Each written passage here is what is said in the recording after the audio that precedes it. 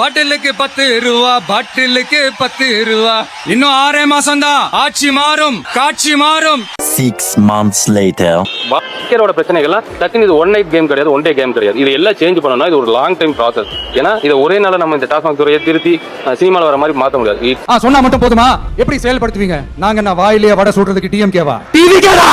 இதெல்லாம் நம்புற மாதிரி அங்க இருக்குது. கைஸ், பாட்டிலுக்கு 10 ரூபாய், பாட்டிலுக்கு 10 ரூபான்னு முதலமைச்சர் விஜய் வந்து பிரச்சாரத்துல வந்து பயங்கரமா பாட்டுலாம் பாடிட்டு இருந்தாரு. ஆனா இப்ப அவங்க ஆட்சிக்கு வந்ததுக்கு அப்புறம் என்ன சொல்றாங்கன்னா, அவ்வளவு சீக்கிரம் அதெல்லாம் ஸ்டாப் பண்ண முடியாது பாஸ் அப்படின்ற மாதிரி சொல்றாங்க. This is an unwanted statement irrelevant to the current situation. என்னடா இது இப்படி மாத்தி பேசுறீங்க அப்படின்ற மாதிரி பாத்தீங்கன்னா எல்லாம் கேள்வி கேட்டுக்கிட்டு இருக்காங்க. சோ அது என்ன மேட்டர் அப்படின்றத பார்க்க போறோம். இது கூடவே சட்ட ஒழுங்கு பிரச்சனை பெருசா போயிட்டு இருக்கு அப்படின்ற மாதிரி தெரியும். அதுக்காக முதலமைச்சர் விஜய் வந்து இன்னைக்கு ஆலோசனை நடத்த போறாரு அப்படின்ற மாதிரி சொல்றாங்க. மதுரை மீனாட்சி அம்மன் கோயில் அருகே நள்ளிரவில் சிறுவன் வெட்டி படுகொலை செய்யப்பட்டுள்ளதாக. என்ன விஷயம் பாத்தீங்கன்னா, முதலமைச்சர் விஜய் பதவியேற்றதுல இருந்து நேத்து வரைக்கும் 39 கொலைகள் நடந்திருக்குன்னு சொல்லியிருந்தேன். இப்போ அந்த கொலைகளோட எண்ணிக்கை 41 மாறி இருக்கு. மதுரை மீனாட்சி அம்மன் கோயில் வாசல்ல பாத்தீங்கன்னா ஒரு கொலை நடந்திருக்கு. அதுவே பாலியல் குற்றங்களும் பாத்தீங்கன்னா அதிகரிச்சிருக்கு. தாவேகா ஒரு நிர்வாகியுமே அரெஸ்ட் பண்ணிருக்காங்க. மதுரை மாவட்டம் கீழமாத்தூர் கிராமத்தை சேர்ந்த தாவேகா பிரமுகர் கண்ணன் போக்சோ வழக்கில் கைது செய்யப்பட்டிருக்கிறார். இந்த மாதிரி ஏகப்பட்ட குற்றங்கள் நடக்கிறதால இன்னைக்கு வந்து பாத்தீங்கன்னா சட்ட ஒழுங்கு ஆலோசனை நடத்துறாரு. சட்டம் ஒழுங்கு தொடர்பாக முதலமைச்சர் விஜய் இன்று ஆலோசனை மேற்கொள்வார். அது என்ன மேட்டர் அப்படின்றத பார்க்க போறோம். இது கூடவே நாம் தமிழர் கட்சியோட தலைமை ஒருங்கிணைப்பாளர் சீமான் வந்து பாத்தீங்கன்னா ராஜ்யசபா எம்பி ஆக போறாரு அப்படின்ற மாதிரி சொல்றாங்க. அடுத்து வர ராஜ்யசபா மாநிலங்களவை தேர்தல்ல சீமானுக்கு ஒரு எம்பி சீட் கொடுத்து இதுக்கு ஆதரவு கொடுக்க போறது யாருன்னு பாத்தீங்கன்னா ஏடிஎம்கே. சோ ஏடிஎம்கே சைடுல இருந்து ராஜ்யசபா எம்பியா சீமானை தேர்ந்தெடுக்க போறதா நியூஸ் வருது. இத கேட்டோன்னு பயங்கர ஷாக்கிங்கா இருக்கு. இது கூடவே தமிழ்நாட்டுல மின்வெட்டு வந்து தொடர்ந்து நடந்துகிட்டே இருக்குன்னு தெரியும். சோ ஹாஸ்பிடல்ஸ்ல பாத்தீங்கன்னா பவர் கட், அதே மாதிரி பாத்தீங்கன்னா திருவண்ணாமலை கிரிவலம் போற ரோட்ல வந்து பாத்தீங்கன்னா பவர் கட், சென்னையில இன்னும் நிறைய இடத்துல பவர் கட், இதே மாதிரி தொடர்ந்து பவர் கட் நடந்துகிட்டே இருக்கு. இதுக்கு வந்து பாத்தீங்கன்னா இபி சைடுல என்ன ஆக்ஷன் எடுக்கறான்னு இப்போ ஒரு கிளாரிட்டி இல்ல. ஆனா தாவேகா நிர்வாகிகள் என்ன பண்றாங்கன்னா பயங்கரமான ஆக்ஷன் எடுத்துட்டாங்க. இபி வர்க்கர்ஸ் வீட்ல பாத்தீங்கன்னா அன் டைம்ல புகுந்துறானுங்க. சோ அந்த மேட்டர் என்ன அப்படின்றத பார்க்க போறோம். எங்க ஏரியால விளக்கே இல்லங்க. ரோட்ல வீட்ல ரெண்டுலங்க. டேய் போஸ்ட் ஆபீஸ் போடு. போஸ்ட் ஆபீஸ்ல இல்ல இபி ஆபீஸ்ல. சரி ஆஸ்லி பண்ணா ஒன்னு பப்ளிஷ் பண்ணுவியா? அசந்தா ஆப்படிக்கல குடியாங்க எல்லாரும். அதாவது அங்கங்க பாத்தீங்கன்னா டிவிகே நிர்வாகிகள் வந்து ஆய்வு பண்றோம்னு சொல்லிட்டு ஒரு மாதிரி பண்ணிட்டு இருந்தானுங்க. இப்போ அடுத்த கட்டத்துக்கு போயிட்டானுங்க. நீ வேலைக்கு வரலையா? இரு நைட்டா வீடு புந்து உன்னை வீட்ல இருந்து தூக்கிட்டு வரோம் அப்படின்ற மாதிரி களத்துல இறங்கிட்டானுங்க.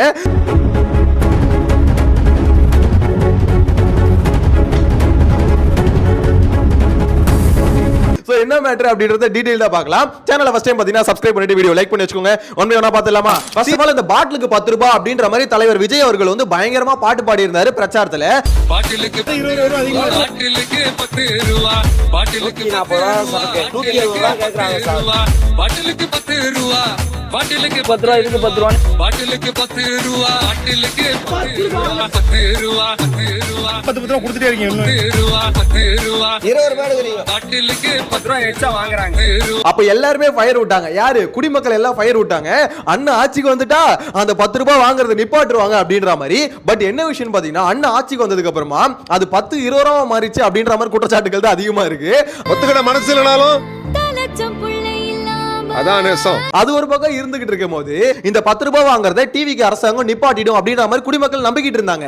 ஆனா இப்ப அமைச்சர் என்ன தெரியுமா சொல்லியிருக்காரு? அப்பெல்லாம் நிப்பாட்ட முடியாதுங்க, இதுனா சினிமாவா ஒரே நாள்ல நிப்பாட்டுறதுக்கு, அதுக்கு சில காலங்கள் ஆகும் அப்படின்ற மாதிரி சொல்லியிருக்காரு. டக்குன்னு இது ஒன் நைட் கேம் கிடையாது, ஒன் டே கேம் கிடையாது. இது எல்லாம் சேஞ்ச் பண்ணணும்னா இது ஒரு லாங் டைம் ப்ராசஸ். ஏன்னா இதை ஒரே நாள்ல நம்ம இந்த டாஸ்மாக் துறையை திருத்தி சினிமாவில் வர மாதிரி மாற்ற முடியாது. எனக்கு புரியலையே, 10 ரூபாய் வாங்க கூடாதுன்னு சொன்னா வாங்காம இருக்க போறாங்க. அதுக்கு என்ன சில காலங்கள் ஆகும். ஆக்சுவலா பாத்தீங்கன்னா கோர்ட் வந்து ஒரு ஆர்டர் போட்டிருக்குங்க. அதாவது இந்த பாட்டில்ஸ் எல்லாம் பாத்தீங்கன்னா திருப்பி கலெக்ட் பண்ணனும். ஏன்னா பொது வெளியில போடுறாங்க, அது உடைஞ்சு நிறைய பேருக்கு டிஸ்டர்பன்ஸ் வருது சுற்றுச்சூழலுக்கு அப்படின்ற மாதிரி கோர்ட் ஒரு ஆர்டர் போட்டிருக்கு. இதுக்கு தமிழ்நாடு அரசு என்ன பண்ணாங்கன்னா, அந்த பாட்டில திருப்பி எடுத்து வந்து கொடுத்தா 10 ரூபாய் கொடுத்துருவோம் அப்படின்ற மாதிரி ஸ்கீமை கொண்டு வந்தாங்க. அதனால 10 ரூபாய் எக்ஸ்ட்ரா வாங்கிக்கிறோம் அப்படின்ற ஸ்கீமை கொண்டு வந்தாங்க. சோ இதுதான் இதுக்கு முன்னாடி இருந்துகிட்டு இருந்தது. சோ அததான் பாட்டிலுக்கு 10 ரூபாய், பாட்டிலுக்கு 10 ரூபாய்னு சொல்லிட்டு பாத்தீங்கன்னா ஒரு மாதிரி ட்ரோல் பண்ணிக்கிட்டு இருந்தாங்க. இது வந்து டிஎம்கே மேல ஒரு குற்றச்சாட்டாவே எல்லாமே வச்சிட்டு இருந்தாங்க. டிஎம்கே வந்து எக்ஸ்ட்ரா வாங்குது அப்படின்ற மாதிரி. டிவிக்கு வந்து சரி பண்ணுன்னு சொன்னாங்க. டிவிக்கு வந்து அதை விட எக்ஸ்ட்ரா வாங்க ஆரம்பிச்சிட்டாங்க. இப்போ என்ன அமைச்சர் என்ன சொல்றாருன்னா, இல்ல அதெல்லாம் உடனே நிப்பாட்ட முடியாது அப்படின்ற மாதிரி சொல்லியிருக்காங்க. இந்த குடிகார மக்கள் இருக்காங்களா, சரி குடிகார மக்கள் இல்ல, அவங்க என்ன சொல்லுவாங்க, மதுப்பிரியர்கள் வந்து பாத்தீங்கன்னா ரொம்ப அப்செட் ஆயிட்டாங்க. அட பாவீங்களா, நீங்க வந்து அப்ப நிப்பாட்ட மாட்டீங்களா அப்படின்ற மாதிரி பயங்கர அப்செட்ல இருக்காங்க அப்படின்ற மாதிரி தான் சொல்லணும்.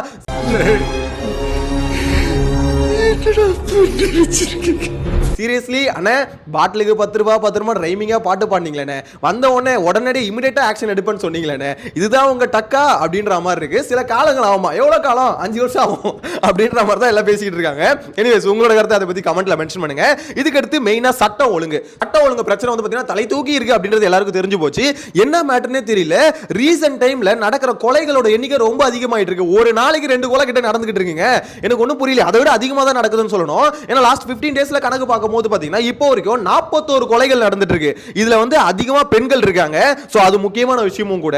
இதுல வந்து பாலியல் வன்கொடுமை கொலைகளும் அடக்கும். சோ எல்லாத்தையும் சேர்த்து சொல்றேன். கஞ்சா வைக்கிறாங்க அப்படின்ற மாதிரி தட்டி கேட்டா கத்தி எடுத்து வந்து அடிச்சு ஹாஸ்பிடல் அட்மிட் பண்ண வைக்கிறானுங்க. சென்னை கீழ்ப்பாக்கத்தில் கஞ்சா விற்பனை செய்த கும்பலை தட்டி கேட்ட குடும்பத்தினர் மீது தாக்குதல் நடத்தப்பட்டிருப்பது. அது மாதிரி மதுரை மீனாட்சி அம்மன் கோயில் வாசல்லே பாத்தீங்கன்னா வெட்டி போடுறானுங்க.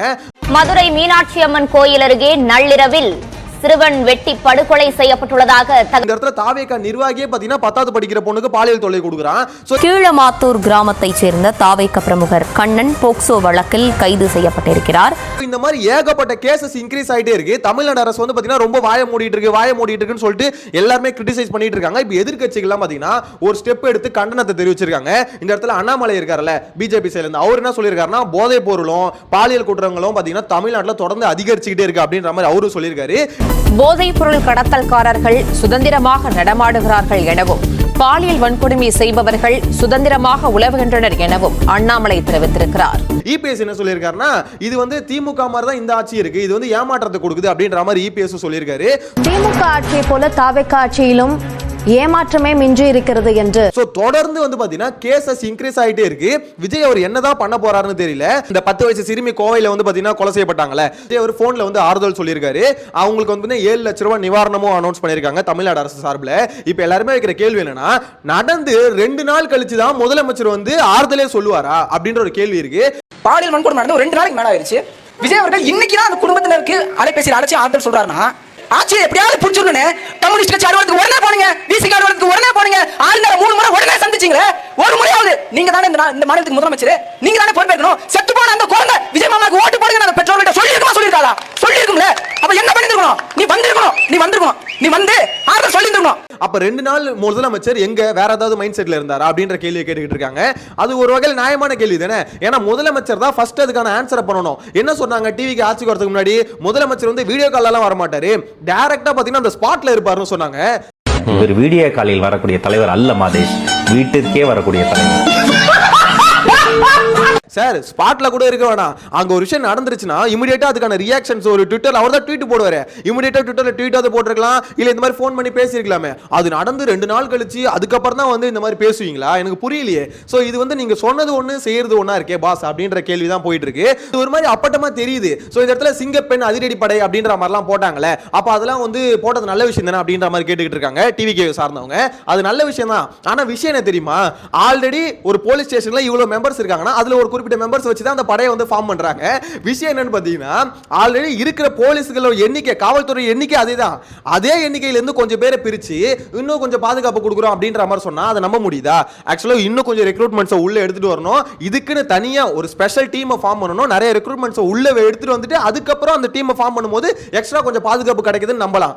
ஆல்ரெடி இப்ப இங்க இருக்கிறதே 4 பேர் தான் போலீஸ் வந்து பாதுகாப்புக்கு இருக்காங்கன்னு வச்சுக்கோங்களேன். அந்த 4 பேர்ல 2 பேரை பிரிச்சு இவங்க வந்து பாத்தீங்கன்னா சிறப்பு அதிரடி படை, இதுக்கப்புறம் மக்களுக்கு வந்து பாதுகாப்பு கிடைச்சிரும் அப்படின்ற மாதிரி சொன்னா நம்ப முடியுமா? அதுதான் முதலமைச்சர் விஜய் வந்து பண்ணிருக்காரு. நீங்க ஆடி சரி சிங்கப்பெண் பாதுகாப்படை அமைச்சீங்கல்ல, எத்தனை போலீஸ் அப்பாயின்ட் பண்ணிருக்கீங்க? இருக்கிற போலீஸ் தான் மாத்தி விட்டுருக்கீங்க. பெருசா எந்த சேஞ்சும் இல்ல. இருக்கிறவங்களுக்கு ஒரு டீமை பிரிச்சு வேற ஒரு பேர் வச்சிருக்காரு அப்படின்ற மாதிரி தான் சொல்லணும். பேர் வச்சீங்களே சோறு வச்சீங்களா அப்படின்ற மாதிரி தான் கேட்க தோணுது. என்ன சார் நீங்க வந்து சிறப்பு படையெல்லாம் போடுறீங்க, ஆனா இந்த இடத்துல வந்து பாத்தீங்கன்னா பாதுகாப்பு இல்லையே. ஹாஸ்பிட்டல் வாசல்ல பிறந்த குழந்தை வந்து பாத்தீங்கன்னா கடத்திட்டு போறானுங்க. சோ இந்த மாதிரி பாத்தீங்கன்னா தொடர்ந்து நான் இந்த மாதிரி லிஸ்ட் போட்டா ஏகப்பட்ட கேசஸ் வந்து தொடர்ந்து வந்துகிட்டே இருக்கு. இது திமுக ஆட்சியில இல்லையா அப்படின்ற மாதிரி கேள்வி கேட்டீங்கன்னா, திமுக ஆட்சியில இருந்ததுங்க. திமுக ஆட்சியில இருந்தது. அதனால தான் மக்கள் அவஸ்தைப்பட்டு இருந்தாங்க. ஐயோ திமுக கிட்ட இந்த நாடு மாட்டிக்கிட்டு நாசமா போதே அப்படின்ற மாதிரி எல்லாம் கதறிக்கிட்டு இருந்தாங்க. கரெக்டா அப்படிதானே கதறிக்கிட்டு இருந்தோம். அதேதான் இப்போ வந்து பாத்தீங்கன்னா அதை விட அதிகமா கதறிக்கிட்டே இருக்காங்க. என்னன்னு பாத்தீங்கன்னா, நான் அங்க இருந்து மாற்று, நான் வந்து பயங்கரமான தூய ஆட்சியை கொடுப்பேன் அப்படின்ற மாதிரி சொல்லிட்டு இருந்தாரு. ஆனா நடக்கிற கேசஸ், கஞ்சா போதையில் நடக்கிற பிரச்சனைகள் இதெல்லாம் பார்க்கும்போது காவல்துறைக்கு வந்து பாத்தீங்கன்னா பவர் கொடுக்குறோம், ஃபுல் ஃபோர்ஸா இறங்குறோம் களத்துல அப்படின்ற மாதிரிலாம் பேசிட்டு இருக்காங்க. ஆனா ஒண்ணுமே நடக்க மாட்டுது. நடக்கிற சம்பவங்கள் அப்படியே நடந்துகிட்டே இருக்கு. இதுதான் நம்ம முதல்ல சொல்லிட்டு இருந்தோம். தமிழ்நாட்டில் டாஸ்மாக் வந்து ஒரு மேஜர் பிரச்சனை. நீங்க வந்து பாத்தீங்கன்னா ஒரு பக்கம் சரக்கையும் வித்துட்டு சமூகத்தை வந்து பாத்தீங்கன்னா கரெக்டான வழியில கொண்டு போகணும் அப்படின்னு நினைச்சா ரொம்ப கஷ்டம். அந்த அமைச்சர் வந்து சொல்றாரு, டிவிகேவோட அமைச்சர், அவர் என்ன தெரியுமா சொல்றாரு, டாஸ்மாக மூடுறது அப்படின்றது சாதாரண விஷயமா, அது மூணா என்ன நடக்கும்னு தெரியல, இங்க வந்து பாத்தீங்கன்னா கள்ளச்சாராய காசுவாங்க, கஞ்சா உள்ள வந்துரும், எல்லாமே வந்துருன்றாரு. அப்ப அதெல்லாம் உள்ள வர வரைக்கும் நீங்க என்ன சார் பண்ணிட்டு இருப்பீங்க? எனக்கு புரியலையே. போய் சீரியல் பாத்துக்கிட்டு இருப்பீங்களா? என்ன சொல்றேன்னா, இந்த கடைகளை மூடிட்டா பிரச்சனை சால்வ் ஆயிருமா அப்படின்னா நம்ம 4000 கடையை மூடிடலாமே. கடைகளை மூடுறதுனால தீர்வான்னு கேட்டா அது தீர்வாயிருமா? சரி எனக்கு நீங்க எதை சொல்லுங்க, எல்லா கடையும் மூடிட்டா தீர்வா? என்ன அவங்க எல்லா கடையும் மூடிட்டா? நீங்களே சொல்றீங்களா கள்ளச்சாராயம் உள்ள வந்துரும், கஞ்சா இன்னும் அதிகமாயிரும், ட்ரக்ஸ் உள்ள வந்துரும், சிரிஞ்சு உள்ள வந்துரும். இன்னைக்கு வரைக்கும் அது உள்ள வந்தா தடுக்க வேண்டியதுதான் சார் கவர்மெண்டோட வேலை. இந்த இடத்துல பாத்தீங்கன்னா கள்ளச்சாராயம் காசிடுவாங்களா, இந்த இடத்துல கஞ்சா உள்ள வந்துருமா, அப்ப தடுக்காம போலீஸ் என்ன பண்ணிட்டு இருக்கு, பல்லாங்குழி விளையாடிட்டு இருக்கா? எனக்கு புரியலையே. இந்த இடத்துல டாஸ்மாக மூணா இந்த மாதிரி சம்பவங்கள்லாம் நடந்துரும்.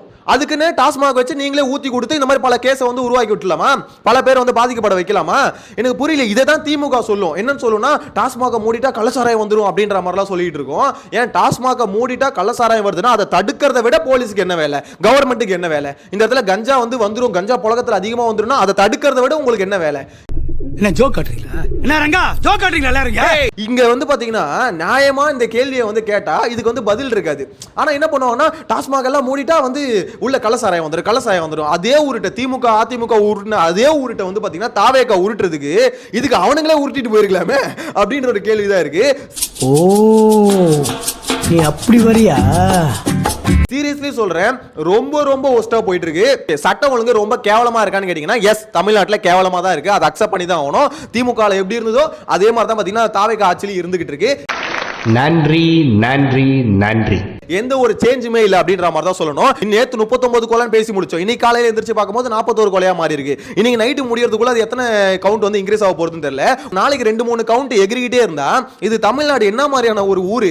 இந்த ஊர்ல வந்து பாத்தீங்கன்னா பாதுகாப்பா இருக்க முடியுமா அப்படின்ற ஒரு கேள்வி வந்து பாத்தீங்கன்னா நியாயமா எல்லாருமே கேட்கணும். விஜயனா நீங்க ஆட்சி நடத்தின லட்சணம் வந்து பாத்தீங்கன்னா சரியில்லை. இந்த இடத்துல வந்து பாத்தீங்கன்னா மின்வெட்டு வந்து இந்த அளவுக்கு வரக்கூடாது, ஏன் வருது அப்படின்ற மாதிரி கேள்வி கேளுங்க. சட்டம் ஒழுங்கு வந்து இவ்வளவு மோசமா போக கூடாது, ஏன் போகுதுன்ற கேள்வி கேளுங்க. ஏன்னா டிவி கேல இருக்கவங்களே பாத்தீங்கன்னா நிறைய கேஸ்ல மாட்டிக்கிட்டு இருக்காங்க. செங்கல் சூளையில வந்து பாத்தீங்கன்னா மாமூல் வாங்குறாங்கன்னு சொல்லிட்டு அவங்களுக்கு தாவேகா நிர்வாகிகளுக்கு எதிராக வந்து பாத்தீங்கன்னா போராட்டம் நடத்துறாங்க மக்கள். செங்கல் சூளை உரிமையாளர்களிடம் தாவேகா நிர்வாகி விஜயகுமார் மாமூல் கேட்டு மிரட்டுவதாக புகார் கூறப்பட்டுள்ளது. இவர் என்ன சொன்னாரு, ஆட்சி வந்து பதவி ஏத்துக்கும் போது என் பேரை யூஸ் பண்ணி வந்து ஒரு ஆட்டம் ஆடலாம் அப்படின்ற மாதிரி நினைச்சீங்கன்னா அது இப்பயே மாத்திக்கோங்க அப்படின்ற மாதிரி சொன்னாரு. ஆடுறாங்களே சார், உங்க பேரை யூஸ் பண்ணி தான் மாமூல் கேட்கறாங்களே சார், உங்க பேரை யூஸ் பண்ணி தான் பல கடையில மாமூல் கேட்கறாங்களே சார். சோ இந்த மாதிரி கேசஸ் நாங்களும் பாத்துக்கிட்டு தானே சார் இருக்கோம். சோ உங்க பேர் தானே யூஸ் பண்றாங்க, டிவி கேன்ற அந்த ஒரு கட்சி பேரை தானே யூஸ் பண்றாங்க, கட்சியில இருக்கவங்க தானே அதை பண்றாங்க. அப்படின்னும் போது அதுக்கு எதிராக மக்கள் போராடிக்கிட்டு இருக்காங்க, மாமூல் வாங்குறதுக்கு எதிராக போராடிக்கிட்டு இருக்காங்க. அதே மாதிரி வந்து பாத்தீங்கன்னா அதிகார துஷ்பிரயோகம் வந்து பண்ணிட்டு இருக்காங்க. டிவி கேன்ற ஒரு கட்சியில இருக்கிறதுனாலே பாத்தீங்கன்னா ஒரு வீட்டுக்குள்ள வந்து எகிரி குச்சி போறது. அவர் இபி ஒர்க்கரா இருக்கலாம், அவர் அனுமதி இல்லாம எப்படி வீட்டுக்குள்ள அன்டைம்ல நீங்க போவீங்க? தாவேக நிர்வாகிகள் பலமுறை அழைத்தும் போனை எடுக்காத உதவி பொறியாளர் வீட்டிற்கே நேரில் சென்ற நிலையில் நள்ளிரவில் அத்துமீறி வீட்டிற்குள் நுழைந்ததாக உதவி பொறியாளரின் மனைவி போலீசில் புகார் அளித்தார். எனக்கு புரியலையே. ஆக்சுவலா திருவத்தூர்ல தான் அது நடந்திருக்கு. இந்த இடத்துல விஷயம் என்னன்னு பாத்தீங்கன்னா, பவர் கட் இருக்குதுங்க, தமிழ்நாட்டுல பவர் கட் இருக்கு, அது பிரச்சனை இருக்கு, அரசாங்கத்தை கிரிட்டிசைஸ் பண்றோம், எல்லாமே ஓகே. டிவிக்கு நிர்வாகிகள் என்ன பண்ணோம், ஸ்ட்ரைட்டா எம்எல்ஏக்கு போன் அடிச்சு, எம்எல்ஏ இந்த மாதிரி பிரச்சனை பவர் கட் வந்துகிட்டே இருக்கு, என்னதான் பண்ணிட்டு இருக்கீங்க, மினிஸ்டருக்கு உடனே போன் அடிங்க, இந்த இடத்துல சரி பண்ணணும், அதுக்கான அதிகாரிகளை பிடிச்சி அந்த இஷ்யூவை சரி பண்றதுக்கு வந்து பாத்தீங்கன்னா வேலை பண்ணுவாங்கன்னு பார்த்தா டிவிக்கு நிர்வாகிகள் இருங்க இபி ஒர்க்கர் வேலைக்கு வரல, வீட்டுக்கு போய் தூக்கிட்டு வரேன் அப்படின்ற மாதிரி களத்துல போயிட்டாங்க. ஏன்னா மூக்கு புடப்பா இருந்தா சில நேரத்துல இப்படி எல்லாம் யோசிக்க தோணும். கொஞ்சம் சொல்லுவாங்களோ ஒரு கிளாரிட்டி இல்லாம என்ன பண்றது, கரெக்டான அணுகுமுறை என்ன அப்படின்ற மாதிரி தெரியாம என்னென்னமோ பண்ணிக்கிட்டு இருக்காங்க. ஆல்ரெடி இந்த ஆய்வு பண்றோம் கொஞ்ச நாளைக்கு முன்னாடி பாத்தீங்கன்னா ஒரு ஆட்டத்தை காமிச்சிட்டு இருந்தாங்க. இப்போ வந்து பாத்தீங்கன்னா வேலை நடக்கலையா, டிவிக்கு நிர்வாகிகள் அங்க களத்துல இருப்பாங்க அப்படின்ற மாதிரி இது ஒரு பக்கம் போயிட்டு இருக்கு. சொல்ல அதிமுக சார்பா ராஜ்யசபா எம்பியா சீமானை வந்து தேர்ந்தெடுக்க போறாங்க அப்படின்ற ஒரு நியூஸ் வந்து வந்துகிட்டு இருக்கு. சோ இத பார்க்கும்போது இதெல்லாம் நம்புற மாதிரியா இருக்கு அப்படின்ற மாதிரி தான் தோணுது. அடுத்து வர ராஜ்யசபா மாநிலங்களவை தேர்தல்ல சீமானுக்கு ஒரு எம்பி சீட் கொடுத்து டெல்லிக்கு அனுப்பி வைக்க எடப்பாடி தரப்பு ரெடியா இருக்கிறதா ஒரு தகவல் கசிஞ்சிருக்கு. பட் நியூஸஸ் வந்து பாத்தீங்கன்னா நிறைய ஸ்ப்ரெட் ஆயிட்டு இருக்கு. இந்த மாதிரி ராஜ்யசபா எம்பியா வந்து சீமான் ஆக போறாரு அப்படின்ற மாதிரி. சோ அதுக்கு வாய்ப்புகள் இருக்கான்னு பாத்தீங்கன்னா மேபி சேர்ந்தா ஈஸியா ராஜ்யசபா எம்பியா இல்ல, அதெல்லாம் வாய்ப்பு இருக்கு, இல்லன்னு சொல்ல முடியாது. ஆனா சீமான் சேருவாரா அப்படின்ற ஒரு கேள்விதான் இருக்கு. வாய்ப்பு இல்ல ராஜா. ஏன்னா அவர் 2029லயும் பாத்தீங்கன்னா தனிச்சு தான் போட்டி அப்படின்ற மாதிரி அனௌன்ஸ் பண்ணிட்டாரு. ஆனா எடப்பாடி சைடுல இருந்து வந்து பாத்தீங்கன்னா இப்போதைக்கு இங்க இருந்து ஒருத்தர் அனுப்பணும், சோ நாம் தமிழர் கட்சி ஒருங்கிணைப்பாளர் சீமானை வந்து அம்சா கொஞ்சம் பெட்டரா இருக்கும், அவரு போயிட்டு நம்ம தமிழ்நாட்டுக்காக அங்க பேசினா பெட்டரா இருக்கும் அப்படின்ற மாதிரி யோசிக்கிறாங்க அப்படின்ற மாதிரி நியூஸ் தான் ஸ்ப்ரெட் ஆயிட்டு இருக்கு. இஃப் இன் கேஸ் அது உண்மையா இருக்கும் பட்சத்துல சீமான் அதுக்கு ஒத்துக்குனாருன்னு வச்சுக்கோங்களேன், உண்மையில ராஜ்யசபால போயிட்டு சீமான் பேசுறது எதிரொலிச்சா நல்லா இருக்குமான்னு கேட்டீங்கன்னா சத்தியமா சொல்றேன் நல்லா இருக்கும். ஏன்னா அந்த அளவுக்கு பேச்சாற்றல் இருக்க ஒரு மனுஷன், அது மட்டும் இல்லாம நாலேஜ் ரொம்ப அதிகமா இருக்க ஒரு மனுஷன், தமிழ்நாட்டோட பிரச்சனைகள் எல்லாம் தெரிஞ்ச ஒரு மனுஷன். சோ அவரு போயிட்டு அந்த இடத்துல பேசினா உண்மையிலே பெட்டரா இருக்கும். ஆனா சீமான் அது ஒத்துப்பாரா இந்த மாதிரி வந்து, ஏன்னா ஏதாவது ஒரு பலனோட தான் அதிமுக அந்த சப்போர்ட் பண்ணும். சோ அப்படின்னும் போது மேபி கூட்டணிக்காக இதெல்லாம் பண்றாங்களா அப்படின்ற மாதிரி தெரியல. இஃப் இன் கேஸ் அது உண்மையா இருக்கும் பட்சத்துல ஒரு மாதிரி எல்லாம் ஆச்சரியமா தான் பாக்குற ஒரு விஷயமா இருக்கும் அப்படின்ற மாதிரி சொல்ல தோணுது. எது வந்தாலும் வெயிட் பண்ணி தான் பார்க்கணும். இன்னும் கன்ஃபார்ம்டா கட்சி சைடுல இருந்து எந்த நியூஸ் வரல, ஸ்ப்ரெட் ஆயிட்டு இருக்கு, ஒரு மாதிரி ரூமர்ஸா வந்து ஸ்ப்ரெட் ஆயிட்டு இருக்கு, வெயிட் பண்ணி பார்க்கலாம். சோ இது ஒரு பக்கம் இருக்க சொல்ல தற்காலிக தனியார் மருத்துவமனை 8000 மருத்துவமனைக்கு வந்து அனுமதி கொடுத்திருந்தாங்க. அமைச்சர் அருண்ராஜ் வந்து அனுமதி கொடுத்திருக்கிறதா சொல்லியிருந்தாரு.